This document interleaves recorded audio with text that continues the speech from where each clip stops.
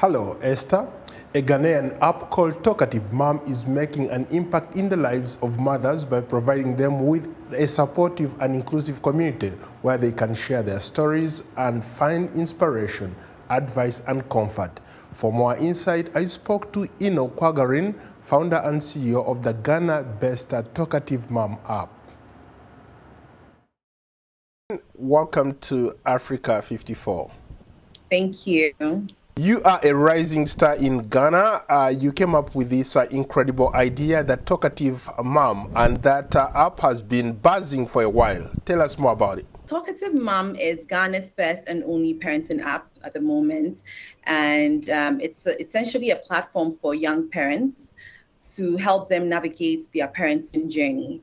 Right now, we have 4 features. So the first feature is our parent-specific engine, where parents who have questions can go tap in their questions, and then we have the answers pop out.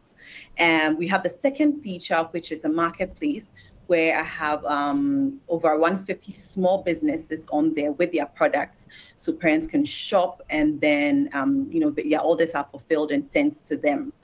Our third feature is the blog, and the blog is how Talkative Mom started out. We started out as a blog where I was journaling my parenting journey, and I decided that we'll go a step further by including professionals. So we have gynecologists, we have pediatricians, speech and language therapists, midwives, rehabilitation psychologists and whatnot. So they are all on there giving advice and educating parents.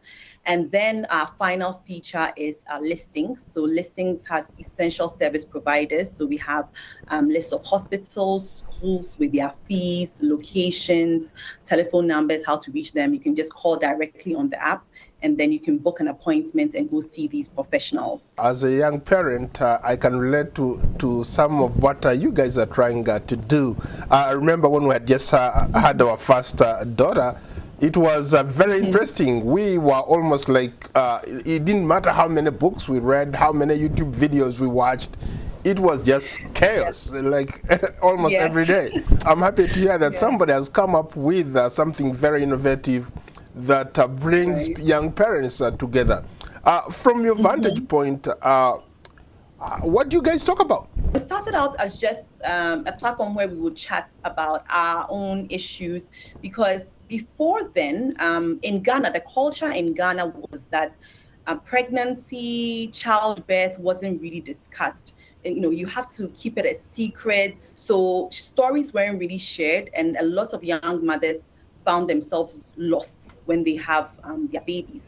So once I started to open up a little bit about my story and my, some of the difficulties that I experienced in the labor ward and even afterwards, I realized that I had started to build a community of, parents who wanted to also share their stories, learn from each other, and that sort of thing. So we discuss everything. There's no topic that is off limits. Everything is shared so that people don't feel like they have to be, super women, supermen, do it all on their own. They feel like they have a tribe to depend on. They can ask for whatever resources that they need, and then they'll get that, given to them or, answered. What has been the feedback like for you and maybe the people who participate on this app or the programs that you host? It's been fantastic.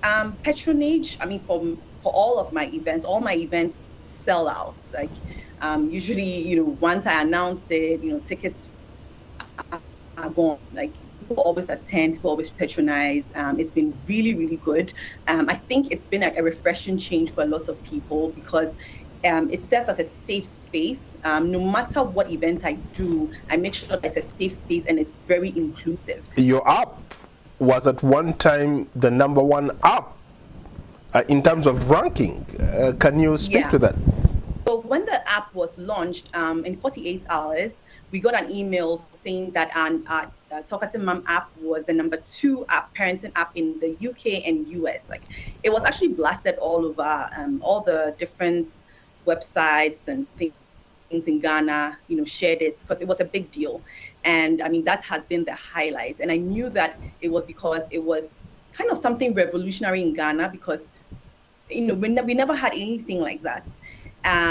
But then, of course, sustaining that high has kind of been a struggle because a lot of times, in order to be able to sustain something like that, people have to stay on the app. They have to use the app consistently, things like that. And right now, our capacity, we can't support these kind of features. So that has been the challenge right now. Thank you so much for your time.